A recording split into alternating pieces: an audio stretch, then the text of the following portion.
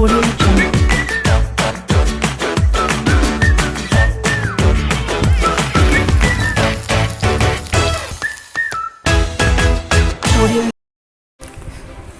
Hello friends, எல்லாருக்கும் வணக்கம். இன்றைக்கி நம்ம வீடியோவில் என்ன பார்க்க போகிறோம் அப்படின்னா, நம்ம பேக்கரியில் வாங்குகிற பன் வந்து எப்படி பண்ணலாம் அப்படின்னு சொல்லிட்டு பார்க்கலாங்க. அதுவும் வந்து அவன் எதுவும் இல்லாமல் நம்ம இட்லி பாத்திரத்திலே வச்சு எப்படி பண்ணலாம் அப்படின்னு சொல்லிட்டு பார்க்கலாம். அதுக்கு வந்து ஃபஸ்ட்டு ஒரு பவுலில் வந்து மைதா மாவு எடுத்துக்கோங்க. உங்களுக்கு எவ்வளோ தேவையோ அவ்வளோ எடுத்துக்கோங்க. நான் வந்து இந்த கப்பில் ஒரு 5 கப் எடுத்திருக்கேன். இது பார்த்திங்க அப்படின்னா ஒரு 10 பன் வந்துச்சு. இதில்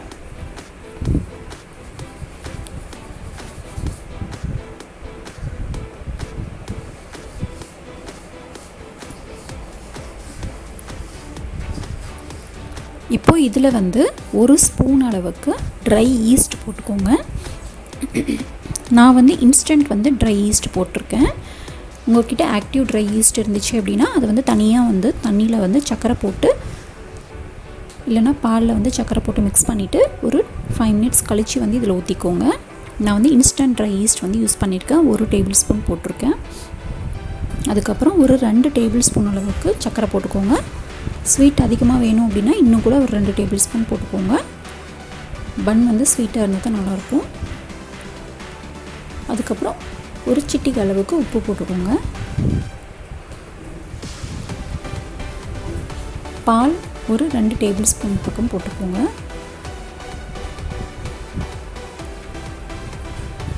இப்போ இதெல்லாமே நம்ம மிக்ஸ் பண்ணிக்கலாம்.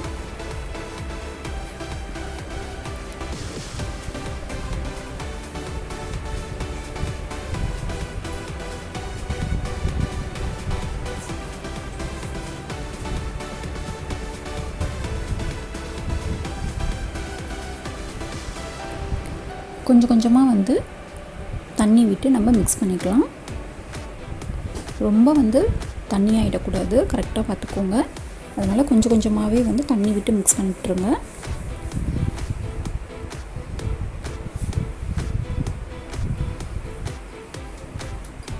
மிக்ஸ் ஆகிடுச்சு. இப்போ ஒரு 5 மினிட்ஸ் நம்ம இந்த மாதிரி பிசைஞ்சிட்டே இருந்தோம் அப்படின்னா கரெக்டாக வந்து சாஃப்டாக வந்துடும் நமக்கு.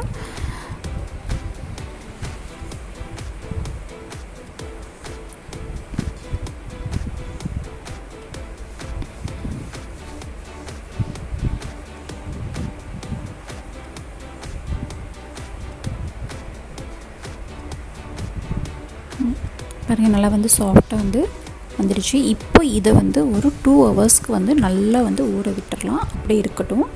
இது மேலே வந்து கொஞ்சமாக வந்து வெண்ணெய் இல்லை அப்படின்னா நெய் அந்த மாதிரி வந்து அப்ளை பண்ணிக்கோங்க. அப்ளை பண்ணிவிட்டு அதை அப்படியே வந்து மூடி வச்சுடுங்க. நான் வந்து நெய் தான் யூஸ் பண்ணியிருக்கேன்.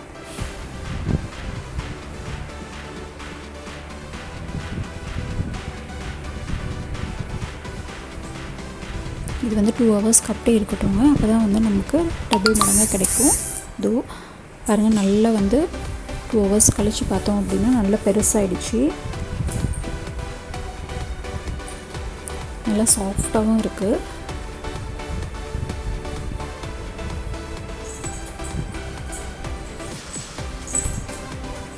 இப்போ இது வந்து ஒரு 2 மினிட்ஸ்க்கு நல்லா வந்து பிசைஞ்சிக்கலாம்.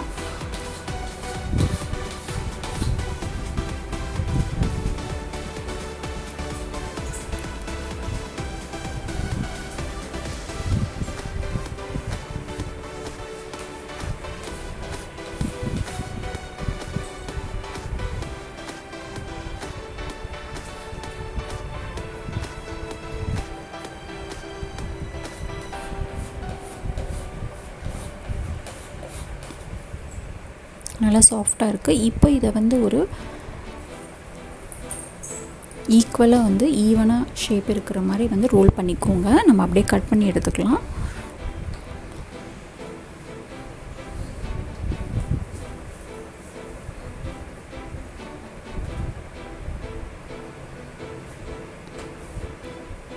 பாருங்கள், இந்த மாதிரி வந்து ஒரு ஈக்குவலாக இருக்கிற மாதிரி வந்து கட் பண்ணி எடுத்துக்கோங்க.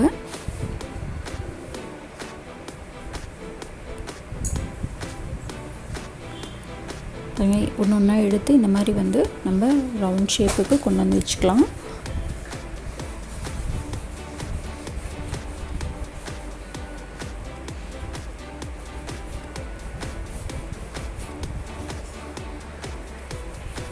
நமக்கு பார்க்குறதுக்கு வந்து சின்னதாக தாங்க இருக்கும். இன்னும் வந்து கொஞ்சம் நேரம் விட்டோம் அப்படின்னா இது வந்து நல்லா பெருசாக உப்பி வந்துடும். பாருங்கள், இந்த மாதிரி ரவுண்ட் பண்ணிவிட்டு நம்ம ஷேப் கொண்டு வந்து வச்சுக்கலாம்.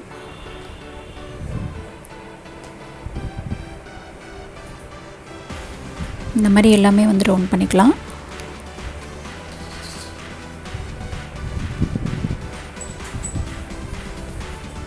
எல்லாமே வந்து ரவுண்ட் பண்ணியாச்சு. இப்போ வந்து ஒரு இட்லி பாத்திரம் எடுத்துக்கலாம்.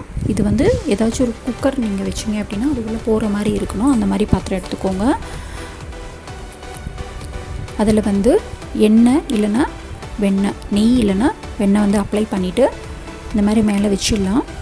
பாருங்கள், சைஸ் வந்து சின்னதாக தான் இருக்குது. இதை வந்து அப்படியே வந்து மூடி ஒரு 1/2 hour அப்படியே விட்டுருங்க. விட்டுட்டு பார்த்திங்க அப்படின்னா சைஸ் வந்து பெருசாகிடும். இப்போது இது மேலே வந்து நம்ம மறுபடியும் வந்து வெண்ணெய் இல்லைன்னா நெய் வந்து அப்ளை பண்ணிக்கலாம். அப்போ தான் வந்து நமக்கு மேலே வந்து இந்த ப்ரௌனிஷ் கலர் வரும். இந்த பன்னில் இருக்கிற கலர் ப்ரௌனாக இருக்கிறது வந்து வரும்.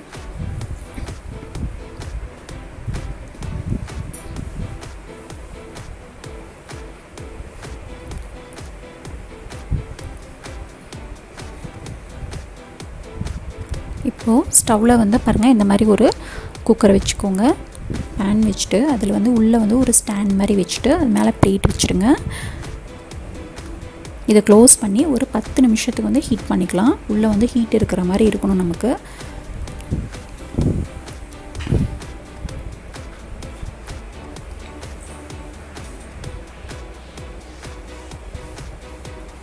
நிமிஷம் ஆயிடுச்சு.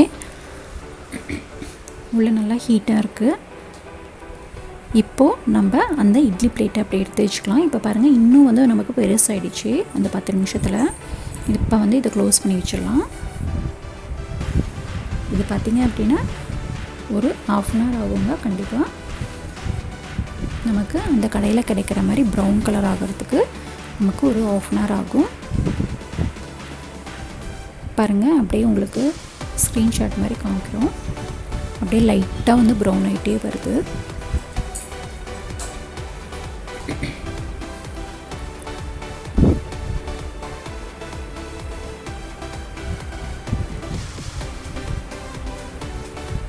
டிஃப்ரென்ஸ் தெரியுது பாருங்கள், அப்படியே லைட்டாக ப்ரௌன் ஆகிட்டே வருது. அது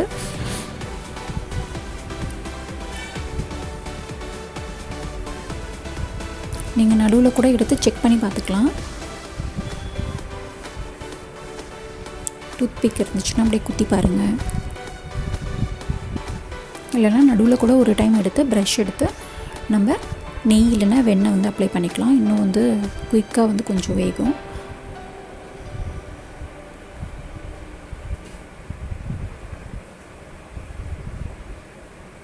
இப்போ பாருங்கள், ஓரளவுக்கு வந்து நல்ல ஒரு ப்ரௌன் வந்துடுச்சு. ஃபைனல் ஸ்டேஜ் இது முடிய போகுது. பண்ண ரெடியாக போகுது. நல்லா கலராக வந்துடுச்சுங்க. இப்போ ஓப்பன் பண்ணி பார்க்கலாம். பேக்கரி ஸ்டைல் பன் வந்து ரெடி ஆகிடுச்சு. நல்லா வந்து குக் ஆகிடுச்சு. உள்ளெல்லாம் எடுத்துடலாம். உள்ளேருந்து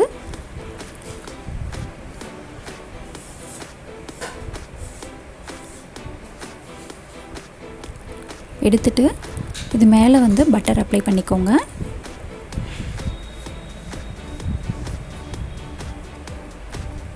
நல்ல ஒரு டேஸ்ட்டும் கிடைக்கும் நமக்கு.